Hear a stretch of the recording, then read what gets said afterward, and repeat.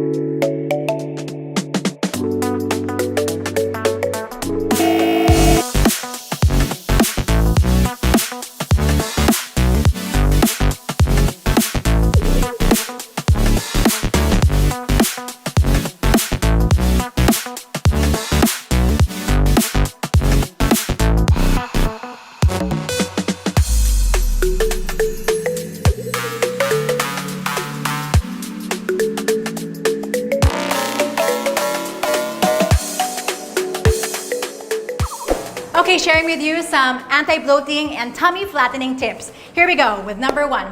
Be in a calorie deficit. Consuming less calories than the amount you burn can result in overall weight loss. If you love to eat like I do, you can look into volume eating, which is eating low-calorie food in high volumes. Number 2, incorporate protein in your meals. Some examples of these are lean meat, poultry, fish, eggs, tofu, and legumes. These types of food can help to keep your tummy full and also boosts metabolism aside from containing healthy nutrients.